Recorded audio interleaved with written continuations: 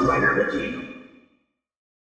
Hey YouTube, Dawson Rider here. Welcome to my review for the Power Rangers Beast Morphers Electronic Beast-X Saber. This is the main, well, saber weapon that they use in the show. They definitely did some different things compared to how they released it in Japan, at least for this release. I'm not sure what the future holds, but I will be comparing it quickly to the Japanese version here in a few minutes. But let's just take a look at it on its own. It's actually a pretty nice sized roleplay weapon sword. Like, you can just see it's taking up a lot of space in the review station. And it's really funny because it's very rare to get decent sized PR and Sentai weapons because they're often, you know, like really small. And we've had a couple over the years, like the Mega Blade and Samurai and stuff, I think were really good ones. But what's funny about this one being a good sized one is this is almost more of a dagger in the show. Like when you're seeing it, it's almost more of like a backhanded dagger the way Red uses it often, or not always backhanded, but you know what I mean. So it's kind of funny to have this be a little bit larger of a weapon. I think that actually it's a little bit more accurate if you take out this energy beam here in terms of it being closer to what it is in the show, because the Japanese one wasn't exact, but it didn't feel so bad being small because it was more like the show.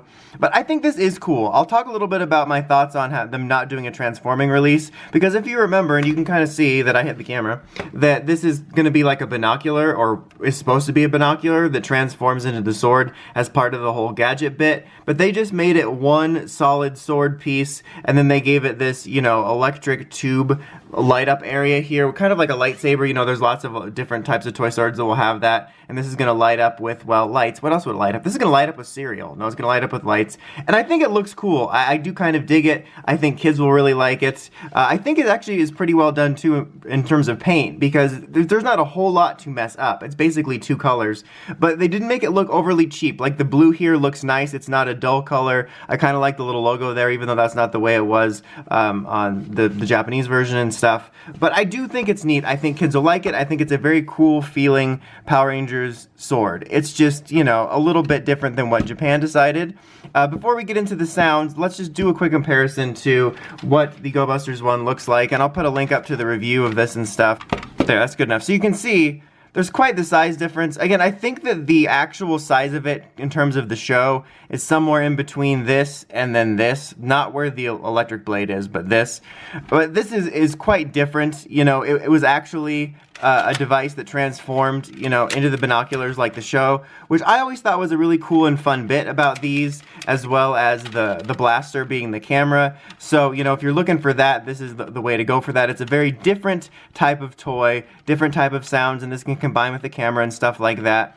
I'm definitely hoping down the road they release a version that transforms. Given that Hasbro's the Transformers company, I thought that was a really fun aspect that I'm sure kids would like. Is I liked it. I liked the way that you transform these and combine them together. I found it to be very satisfying. So I don't think this necessarily means we'll never ever get a transforming version. This is just all we have right now.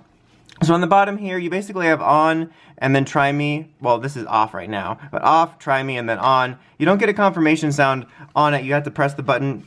It's tight quarters here. Press the button down here, and you'll get that. And you'll get some noises just by pressing it. And then this thing also features, I'm going to pan out a little bit here, some motion activated sounds. So just like, honestly, a lot of the toys I've been reviewing, they just really like those motion activated sounds, and also features clashing sounds.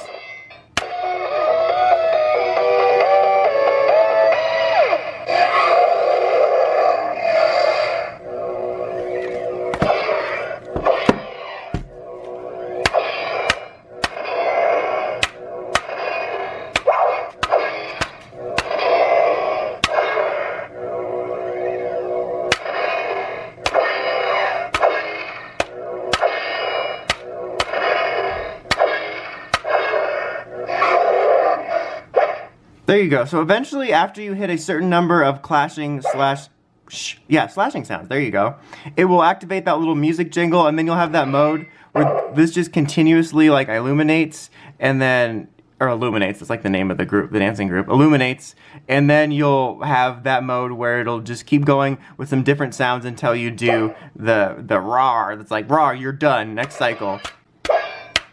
And this jingle here that you get, that reminds me of something. If anybody can let me know what that reminds you of, or if you know, almost sounds like a Kamen Rider jingle or something. But I really like this mode here where it kind of glows like this, because you can almost feel it humming a little bit in the toy, and it makes it feel kind of neat, which I really dig about it. But you kind of get the idea, and then you have this happening again.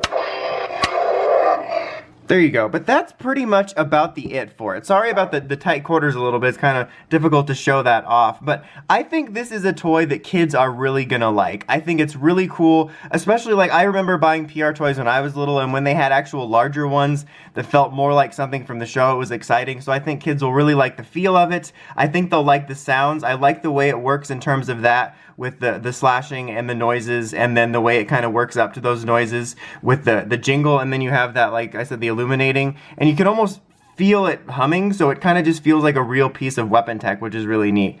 As for collectors, I mean, I think this is kind of a cool bit. I think it looks neat, but it's obviously not the most accurate thing. Like I said, in the future, I do hope they do a transforming version just like Japan did. Not because it's like, oh my god, they have to stay true to the Japan, but I would like to see a transforming one, because I think kids would like that as well. I think the gadget and transformation aspect of the Go Busters weapons was really fun, and I'd hate to see them miss out on that aspect of the way both weapons work.